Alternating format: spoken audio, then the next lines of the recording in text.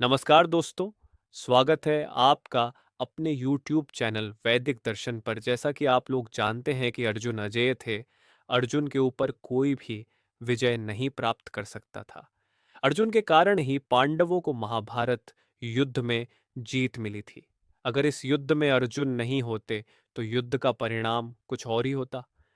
दोस्तों, क्या आपको मालूम है कि एक कथा ऐसी भी है जिसमें बताया गया है कि महाभारत युद्ध के बाद अर्जुन का किसी ने वध कर दिया था। अर्जुन के वध से देवी गंगा इतनी प्रसन्न हुई थी कि वह जोर जोर से हंसने लगी थी। आइए जानते हैं ऐसा क्या हुआ था और किसने किया था महावीर अर्जुन का वध। ये बात उस समय की है जब कौरवों पर विजय प्राप्त करने के बाद ज्येष्ठ पांडव युधिष्ठिर हस्तिनापुर के राजा बने।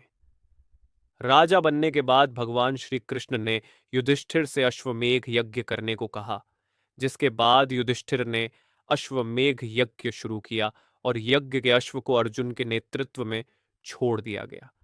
अश्व जहां जहां जाता, अर्जुन भी अपनी सेना के साथ उसकी रक्षा के लिए उसके साथ वहां जाते। इस दौरान अश्व कई राज्यों से होकर गुजरा। वहां के राजाओं ने अर्जुन से युद्ध किए बिना ही हस्तिनापुर की अधीनता स्वीकार कर ली। जिस राज्य ने भी अश्वमेघ यज्ञ के अश्व को रोका, अर्जुन ने उसे युद्ध में पराजित कर हस्तिनापुर के अधीन कर लिया। कुछ समय पश्चात अश्वमेघ यज्ञ का अश्व कई राज्यों से होता हुआ मणिपुर राज्य में जा पहुंचा। उस समय मणिपुर का राजा अर्जुन और चित्रांगदा का पुत्र बभ्रुवाहन हुआ करता था। बब्रुवाहन ने जब सुना कि उसके पिता महावीर अर्जुन मणिपुर आ रहे हैं, तो वह अपने पिता के स्वागत के लिए खुद ही राज्य की सीमा पर आ पहुंचा। जैसे ही वह अपने पिता अर्जुन के स्वागत के लिए अर्जुन के पास आया, तो अर्जुन ने उसे रोक दिया। अर्जुन ने बब्रुवाहन से कहा, इस समय मैं तुम्हारा पिता नहीं हूं, बल्कि हस्तिनापुर नरेश का प्रतिनिधि हूं। इस समय तुम्हें मुझसे युद्ध करना होगा। अगर तुम युद्ध करना नहीं चाहते हो, तो हस्तिनापुर की अधीनता स्वीकार करो और अश्व को आगे जाने दो। इस दौरान वहां पर अर्जुन की दूसरी पत्नी उलूपी भी वहां पर आ गई। उन्होंने बब्रुवाहन से कहा कि तुम एक क्षत्रिय हो, अपना क्षत्रिय धर्म निभाओ। इसके साथ ही तुम्हें अपने पिता के सम्मान के लिए युद्ध करना चाहिए। माता उलूपी की बात सुनकर बब्रुवाहन युद्ध करने के लिए तैयार हो जाता है। उसके बाद पिता और पुत्र के बीच बहुत ही घनघोर युद्ध शुरू हो गया।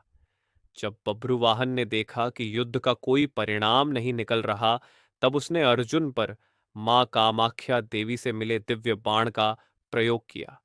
दिव्य बाण के लगते ही अर्जुन का सर धड़ से अलग हो गया।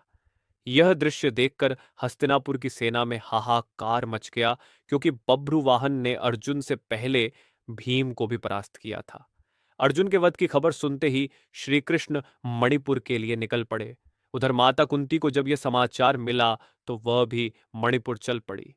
जब भगवान श्री कृष्ण वहां पर पहुंचे, तो देखा कि देवी गंगा अर्जुन के शव के पास जोर जोर से हंस रही थी। वहीं दूसरी तरफ माता कुंती अर्जुन का सर गोद में रखकर विलाप कर रही थी। इस दौरान देवी गंगा माता कुंती से बोली, हे कुंती, तुम व्यर्थ ही विलाप कर रही हो। अर्जुन को तो उसके कर्मों का फल मिला है। मेरा पुत्र भीष्म इसे बहुत स्नेह करता था, लेकिन अर्जुन ने श्रीखंडी का सहारा लेकर उसका वध दिया था। मैं भी उस समय खूब रोई थी।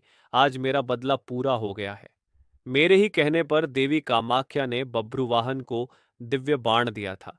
यह सुनकर भगवान श्री कृष्ण बोले, हे गंगे, आप किस किस से बदला लेंगी?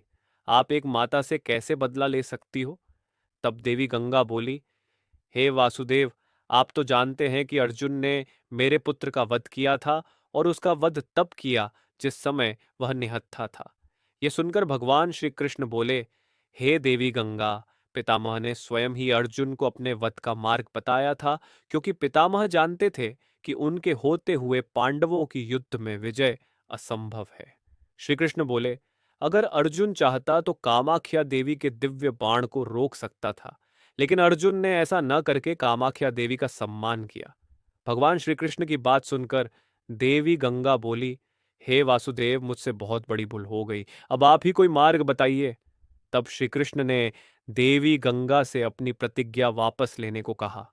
जिसके बाद भगवान श्री कृष्ण ने अर्जुन का सर धड़ से जोड़ दिया और अर्जुन की दूसरी पत्नी उलूपी के नागमणि से अर्जुन को पुनः जीवित कर दिया। दोस्तों, अगर आपको हमारी कहानी अच्छी लगी हो तो लाइक करें और शेयर करना न भूलें।